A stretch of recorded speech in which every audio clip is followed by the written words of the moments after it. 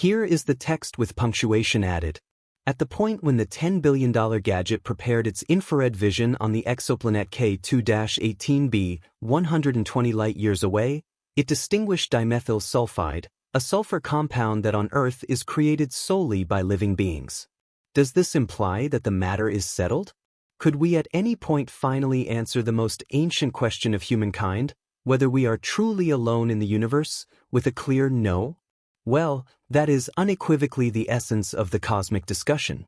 While one side of the specialists is already popping the champagne corks, the opposite side is calling for somewhat more patience and pointing out that even the capacities of the most remarkable space telescope of all time are limited.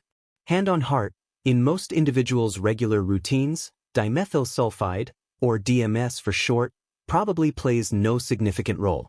In fact, the vast majority have probably never even heard of this specific chemical compound, despite the fact that they have likely encountered it at one time or another. DMS is formed by tiny green algae, the phytoplankton, which float in the highest layers of the sea, and it's responsible for the familiar smell that we notice when we are at the seaside. Aside from its smelling properties, DMS also has another significant characteristic. Up until this point, we only know of biological sources for this sulfur compound, and where the creation of a substance needs the support of creatures, it's reasonable to assume that DMS plays an extremely important role in the search for extraterrestrial life. This is much more understandable at the calls of happiness that came from the lips of the Cambridge space experts in September 2023. After all, the James Webb Space Telescope had identified nothing less than this potential biosignature on the exoplanet K2-18b. The overwhelmed pioneer, Niku Matusan, then let the press know that he and his associates were totally stunned by their readings. No big surprise, because after all, the presence of DMS in the vastness of space is nothing short of a serious sign of extraterrestrial life.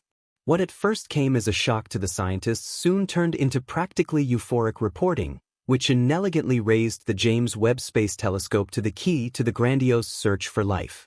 However, is the matter, in fact, as clear as it seems? If the corresponding atom on Earth is only produced by living things, and we then find it on an alien body, why hasn't NASA officially declared that our extraterrestrial neighbors are living on K2-18b? Well, that's because, as so often, the unseen details are the main problem.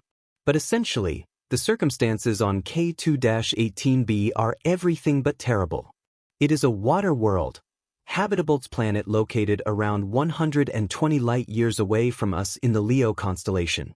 It is under the intriguing suspicion of being ocean planet. In other words, a planet whose surface is entirely covered with water and can consequently support life. And while K2-18b was added to the star charts in 2015 with the help of the Kepler Space Telescope, it orbits its central star, the red dwarf K2-18, within the habitable zone. This, in turn, defines the distance range at which a planet must be located relative to its host star for water to be able to exist there in a permanently liquid form. Of course, the cool, wet component is considered one of the key support points for the development of life, like that on Earth. And although K2-18b is significantly cooler than the Sun, its planetary companion gets roughly the same amount of radiation as our Earth because of the star configuration. Most importantly, K2-18b is only 0.14 astronomical units away from its parent star, so it requires only 33 days for a full orbit. What's more, the major component on this life conversation list also contains the elements methane and carbon dioxide, and consequently, two further pointers that suggest we may actually be dealing with a habitable planet here. If this is truly the case, it would be a vast curiosity, since up until now these exotic water worlds have only existed on paper. But while the distinguished methane and carbon dioxide, in combination with the absence of ammonia, suggests that K2-18b is a Neptune-like planet covered by liquid water, the detected substances also present a challenging issue. They make it more difficult to interpret the DMS data accurately. The mystery of the biosignature. On a basic level, the DMS signal was anything but clear in the gathered data and only revealed itself when the data was examined in a specific way. The matter was not made any less complicated by the fact that the DMS signature detected by Webb's near-infrared spectrometer, NRSpec, appeared in a spectral line at a frequency of 3.4 micrometers, which is thus in the very range that overlaps with methane. That's exactly the core of the issue, because the researchers believe that recognizing DMS and methane is just beyond the capabilities of NIR spec. But does this also mean that Webb's capabilities have already been fully exhausted and that we cannot reveal the true origin of the DMS question? Well, luckily not. The scientists stress that definitive confirmation is theoretically possible. After all, DMS and its breakdown products also produce a signature in the mid-infrared range, somewhere between 9 and 13 micrometers. And conveniently, this is the very range in which Webb's mid-infrared spectrometer, MIRI, operates.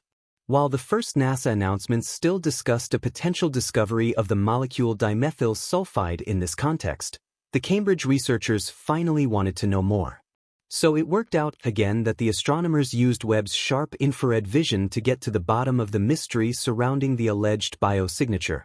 In the course of this, the scientists allowed 8 hours for the designated search for DMS. 1 to 2 days later, the research team should then receive the data and begin the assessment. Anyway, it's in the nature of things that such data assessment is, to say the least, relentless, or, as such, it requires a very long time before it's fully complete.